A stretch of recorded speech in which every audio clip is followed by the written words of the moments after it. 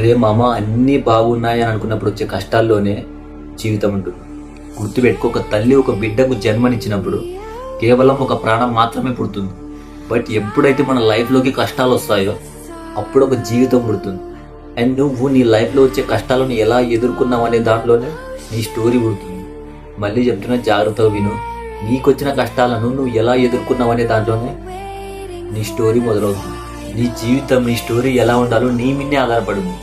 నీకు వచ్చిన కష్టాన్ని నువ్వు ఎలా ఎదుర్కొన్నావు, ఎలా ఓవర్కమ్ చేసావు అనే దాని మీద నీ లైఫ్ మొత్తం డిపెండ్ అయి ఉంటుంది. సో ప్రతి ఒక్కరి లైఫ్లో కష్టాలు అనేది కామన్ థింగ్. ఎంత పెద్ద ధనవంతుడైనా వాడికి కష్టాలు ఉంటాయి. బట్ ఆ కష్టాలను, ఆ స్ట్రగుల్స్ని నువ్వు ఎలా ఫేస్ చేసావు, ఎలా ఓవర్కమ్ చేసావు అనేది నీ లైఫ్ హిస్టరీలో ఒక బిగ్గెస్ట్ కంబ్యాక్ స్టోరీ అవుతుంది. కష్టాలు వచ్చాయి కదా అని వాటి గురించి ఆలోచించడం మానేసి వాటిని ఎలా ఫేస్ చేయాలి, ఎలా ఎదుర్కోవాలి అని దేవుడిని ప్రార్థించు. నీకున్న కష్టాలు, స్ట్రగుల్స్ పోవాలని కోరుకోకు. ఆ కష్టాలను, ఆ స్ట్రగుల్స్ని ఎలా ఫేస్ చేయాలి, ఆ స్ట్రెంత్ నాకు ఇవ్వని కోరుకో. నేను మళ్ళీ చెప్తున్నాను, నీకున్న హార్డెస్ట్ టైమ్స్లోనే నీ రియల్ స్ట్రెంత్ బయటకు వస్తుంది.